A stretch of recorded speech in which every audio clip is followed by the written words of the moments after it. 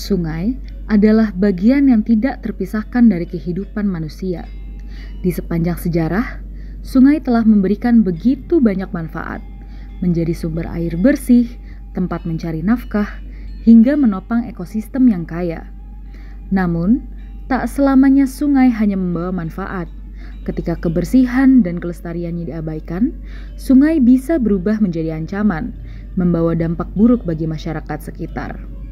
Hal ini tengah dirasakan oleh penduduk di Banjar Kekeran, Desa Penatahan, Tabanan, Bali. Sungai yang dulu menjadi sumber kehidupan kini tercemar oleh sampah.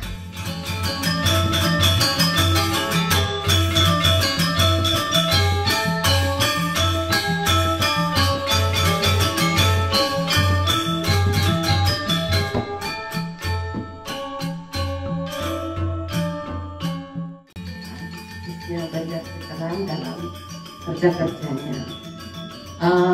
Juga untuk semua peserta, untuk para narasumber, tempatnya itu bisa kita bersihkan, maksudnya aksesnya gampang. Akhirnya kami dari Sungai Watch buat laporan di kantor desa, kita minta izin dulu sama desa, sama camat, kita mau ada acara nih Bapak, bisa nggak disertakan warga lokalnya? Karena kalau misalnya hanya kita dari Sungai Watch, itu kan kayak rugi ya. Karena rencana kita adalah ketika kita datang ke desa tersebut, takutnya di Kalingah, makanya dari sungai Kalingah itu jadinya tercemar. Nah, bagaimana caranya untuk kita mengedukasi semua masyarakat? Ini dari Sungai Wot dan dari adik mahasiswa mungkin bisa menyebarkan lebih banyak ke masyarakat yang lain. Itu aja, terima kasih. Pokoknya sampah organik mau sebelum dimasak itu kan tulang-tulang, itu gimana? Masuk nggak ke sana? Masuk, bau nggak? Tidak. Percaya.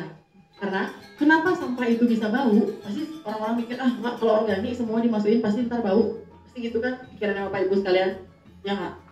Ternyata yang menyebabkan sampah itu bau adalah kami dari CSOP adalah suatu lembaga riset berdasarkan dari Fakultas Universitas Indonesia yang memang fokus kami adalah kebijakan maritim dan advokasi kemasyarakatan. Nah, pada kesempatan hari ini izinkan kami berbicara dengan untuk nyimpen pupuk. Nah, itu kayak pempes bapak tanahnya ya, itu anak-anak banyak sekali. Jadinya cuma dipakai itu, cuma sayangnya kalau itu kan tadi merusak ibu pertiwi di tanah. Mungkin tidak ada solusi, jadinya ya terpaksa dipakai itu nyimpen pupuk. Nah itu karena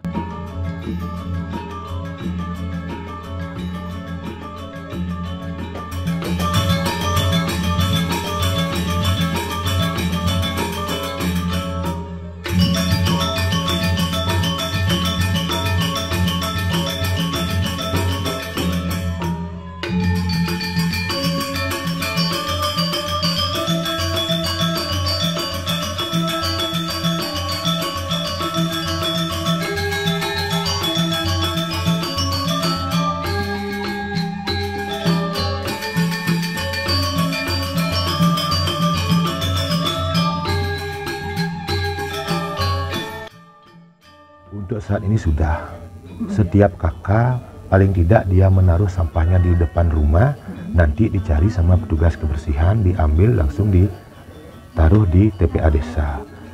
Nah itu khususnya sampah-sampah rumah tangga. Kalau sampah plastik kita melalui bank sampah. Gitu. Nah yang kedua ini terkait dengan sampah residu, rencananya kita dikelola di masing-masing rumah tangga karena sampah residu ini harus dibakar. Tidak boleh kita buang, harus kita bakar. Makanya untuk ke depan langkah kita ini adalah sampah plastik akan mengacu ke bank sampah, sampah organik bisa di belakang rumah karena bisa dimanfaatkan untuk pupuk, dan sampah residunya bisa dikelola di masing-masing rumah tangga dengan drum nih. Nah itu bisa dibakar seperti pampers, pembalut dan lain sebagainya, itu bisa dibakar di masing-masing rumah. Tidak lagi kita membuang itu. Ya itu langkah kita ke depan karena masalah sampah ini tidak akan habis-habis kita membahas karena setiap desa punya program pengelolaan sampah ini. Belum banyak, belum bisa dia 90% apalagi 100% terkait dengan sampah. Karena ini menyangkut budaya. Karena kita kalau ingin desa ini bersih, yang pertama itu adalah mindset masyarakat kita dulu. Tetapi kalau sudah berjalannya waktu, tiang rasa sudah semua rumah tangga itu sudah mampu dia mengelola sampahnya sendiri. Nah, seperti itu. Makanya kebersihan ini paling tidaklah 85% sudah kita lakukan. Walaupun belum 100%.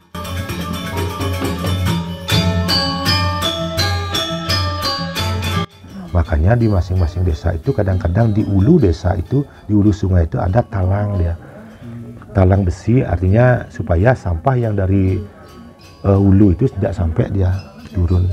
Nah itu langkah-langkah yang mungkin sudah kita pikirkan sebenarnya gitu. Tetapi kalau kita bicara terkait dengan penebal barat lah, Tegalingah, Rejase, Penatahan, Tengkuda, saya rasa sudah berjuang untuk sampah ini semua.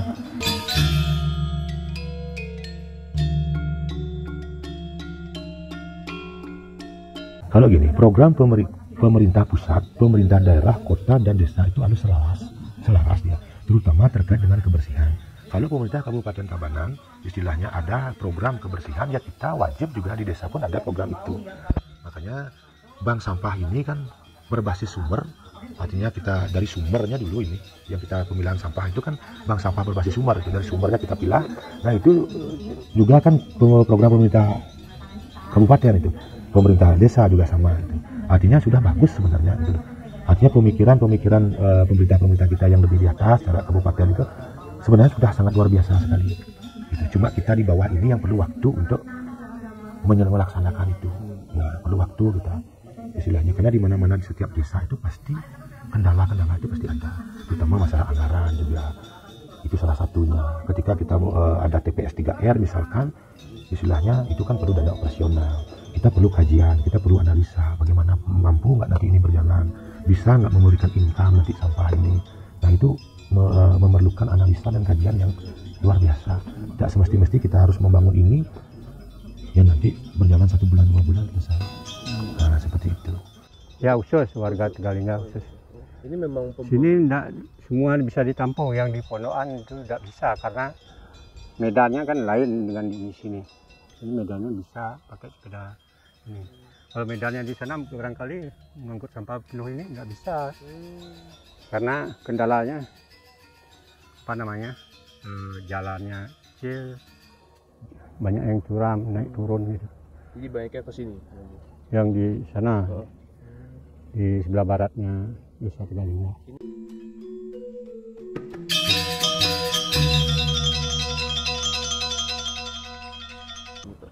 Ini kurang lebih hampir 3 tahunan.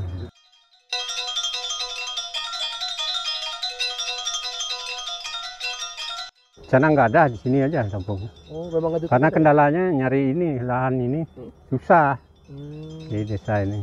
Susah sekali. Ini pun kadang-kadang banyak kendala. Ya karena lalu lintas. Pembuangannya memang sulit. Ya nyarinya sulit karena di sini sederhana. Kalau musim kemarau bisa dibakar, ndak langsung ke kali. Takutnya kan ke sana, ke kali, ke airnya, mengganggu ke tetangga di sebelah.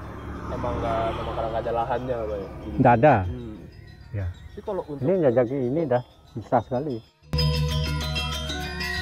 Bakar terus. Kalau kemarau gini bisa. Kalau musim hujan 2 hari aja sudah numpuk sini. Ya penuh. Maunya seneran itu mau ditingkatkan. Setara ini jalan.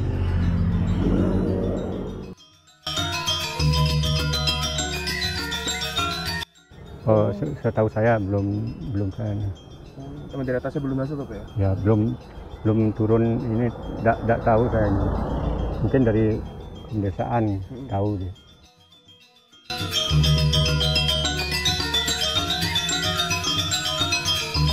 Ya sebisanya kan untuk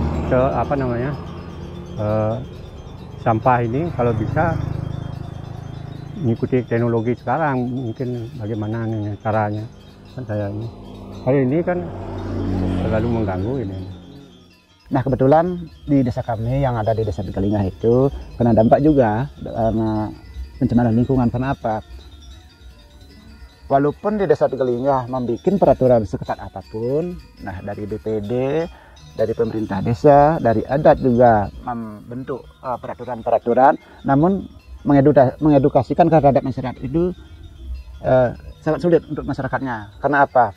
Karena masing-masing individu masyarakat yang ada di desa kami itu punya pekerjaan yang lebih penting. Nah, padahal sebenarnya sampah itu sangat bermasalah yang ada di Desa Tegalingah. Kenapa? Sangat mencemari lingkungan, apalagi seperti sekarang ada sampah-sampah non organik itu yang sangat mencemari lingkungan yang ada di Desa Tegalingah, apalagi sampai dibuang ke sungai yang terhambat. Jadi aliran sungai itu terhambat. Nah, jadinya setelah sampah itu dipilah oleh masyarakat, kadang-kadang kalau diambil kan tidak masalah jadinya. Nah, tidak diambil itu yang menjadi masalah. Kenapa? Sampah itu di rumah kan jadi numpuk, apalagi menjadi bau kadang-kadang. Itu masalah. Kadang-kadang dibuang ke TPA yang ada di Desa Tegalingah, tapi TPA yang ada di desa itu di tepi jalan raya kadang-kadang dibakar, itu membuatkan asap jadinya. Asap itu mencemari lingkungan yang lewat.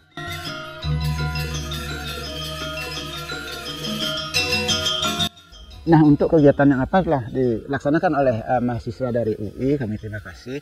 Nah, mungkin tidak pada hari ini saja menyampaikan masalah pencemaran lingkungan, masalah pencemaran sungai, masalah sampah. Karena apa? Sampah itu membawa dampak yang sangat negatif bagi kehidupan masyarakat yang ada di sekitar kita. Nah, kalau bisa adik-adik mahasiswa yang bisa menangani permasalahan sampah, nah berikanlah edukasi terhadap masyarakat yang lainnya. Jangan di sini saja, mungkin bisa terhadap masyarakat yang lain. Itu apa? Jadi bisa dibilang Sungai Watch itu adalah sebuah yayasan yang diprakarsai oleh orang asing, dan itu didirikan di Bali kurang lebih tahun 2019. Jadi berapa tahun ya? 5 tahun udah berjalan, tapi waktu 2019 itu belum maksimal karena yang menjalani hanya mereka bertiga, which is founder, mereka bersaudara. Nah, setelah ada corona, akhirnya semua nggak ada kerjaan. Akhirnya mereka kebetulan waktu itu di Badung sendiri ada proyek padat karya yang didanai oleh Menteri Pariwisata. Nah, di sana ada event untuk pembersihan sungai. Kebetulan ada 11 kelompok dan saya, tim kami bisa dibilang kelompok ke-11. Dan ternyata Sungai Watch itu bekerja sama dengan pemerintah Badung. Di sana terbentuknya, setelah itu ternyata Sungai Watch itu fokus ke pengambilan sampah non organik. Kebetulan di sana juga saya baru tahu ya, kalau udah tahu sampah dipilah, cuman kayak nggak tahu ternyata Bali itu udah separah ini sampahnya. Jadi kayak jadi Sungai Watch itu yayasan peduli lingkungan khususnya di daerah aliran sungai, karena kita tahu 80% sampah yang ada di laut datangnya dari sungai. Makanya Sungai Watch itu mau nyetop sampahnya itu dari sungai dengan membuat jaring sampah yang simpel lah menurut kita, karena itu juga nggak bisa dibilang pembuatannya kita buat sendiri, kita masang sendiri, kita bersihin sendiri. Nah, apa yang dilakukan Sungai Watch saat ini? Jadi Sungai Watch itu selain membersihkan jaring sampah yang kita pasang di sungai, kita juga melakukan pembersihan di areal sekitar sungai, seperti adanya open dumping, illegal TPA, atau ya kayak gitulah. Pokoknya mereka lihat, warga sekitar lihat lahan kosong dikit, nggak ada yang nempatin, nggak ada yang ngurusin, udah buang sampah sana. Akhirnya apa yang terjadi? Itu sangat merugikan sebenarnya buat kita, kan, apalagi yang tinggal dekat sana. Pasti nyium baunya tuh nggak tahan lah. Habis itu, selain itu kita juga melakukan pasang jaring, kita juga melakukan edukasi ke desa-desa dan ke sekolah-sekolah yang memang perlu dan mereka itu ada niat untuk melakukan perubahan terhadap lingkungan di sekitar mereka, kayak gitu.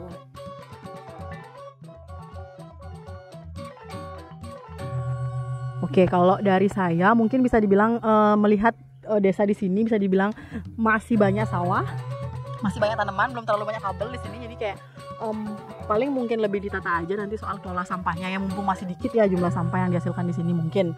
Jadi mungkin ketegasan dari camat, abis itu nanti biar bisa kalau emang mau nyoba per desa dulu, ayo kita mulai dari desa. Jadi camat tuh emang udah setuju juga soal lingkungan, pengolahan sampah. Habis itu kalau misalnya kepala desa juga pro, kalau misalnya emang mau buat sistem, ayo buat sistem. Apalagi kita kan ada APBD ya, jadi kan itu harus direncanakan setahun sebelumnya.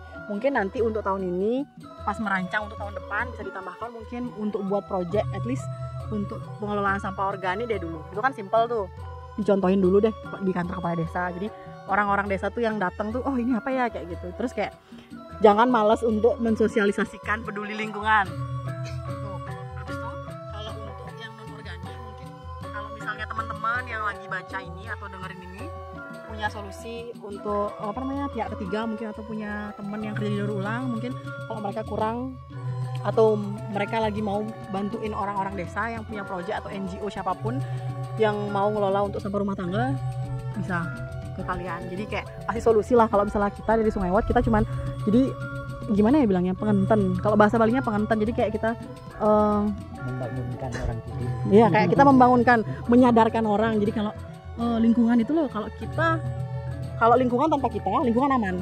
Ya. Tapi kalau kita tanpa lingkungan bisa apa?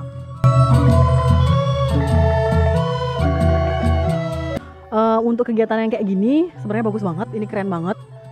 Dan lebih keren lagi kalau misalnya mungkin ini bisa diadakan di skala lebih besar, atau mungkin ini diadainnya sedikit, maksudnya jumlah orangnya sedikit tapi itu berkontinu.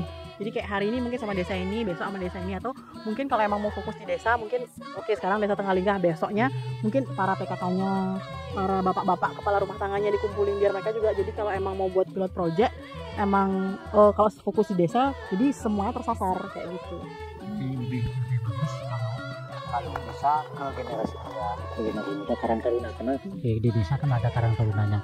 Nah, Pak Man sangat senang sekali dengan kegiatan ini. Kalau cuman saran kalau bisa lebih sering, mungkin di lain tempat, karena edukasi seperti ini, masukan dari seperti ini, jadi lebih bagus juga. Jadi Pak Man sangat mensupport, sangat senang sekali dengan apa yang diadakan oleh anak-anak UI seperti ini. Jadi seperti Pak Man juga bisa menyampaikan seperti tujuannya Pak Man ke depan kayak apa. Ya, dalam terkait dengan pencemaran air, karena kondisi alam yang ada di desa kami, di desa Penataan, tentunya karena kemarin artinya waktu pas yang sudah menjabat di kepala desa, itu sungai itu masih bisa digunakan sumber, tidak ada pencemaran khususnya di sungai. Masyarakat bisa memakai masih untuk mencuci, untuk mandi juga. Kalau minumnya kan sudah ada air dari dari ulu itu, dari air sumber airnya ada, masyarakat sudah menggunakan air pump dan spam masyarakat. Yang bantuan dari APBN dari pemerintah, terutama di Banjar Bapak yang ada di Banjar Dinas Dayang, untuk penyemaran airnya itu tidaklah begitu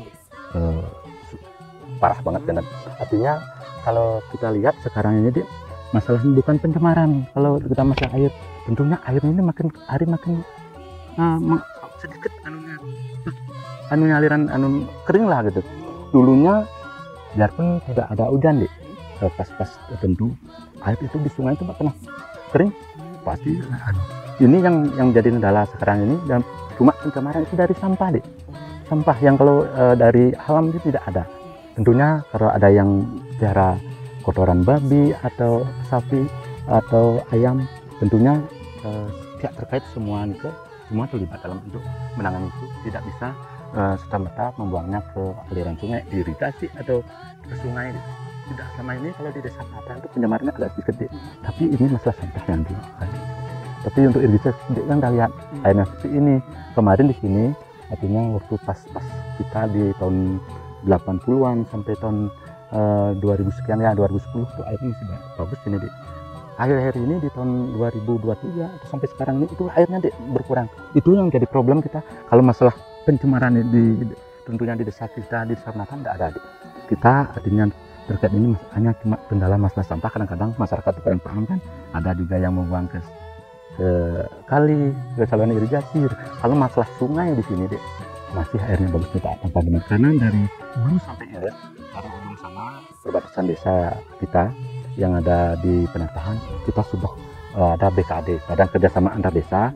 Artinya kita memelihara atau mengawal sungai yang ada di lintasan kita yang melalui desa Badan Kerjasama Antar Desa tadi. Kesannya sangat bermanfaat sekali tadi. Kita bisa menanggulangi sampah dengan cara memilah sampah organik dan non organik. Yang organik bisa jadi pupuk, yang non organik bisa jadi alat rumah tangga gitu. Sangat bermanfaat sekali tadi diskusinya.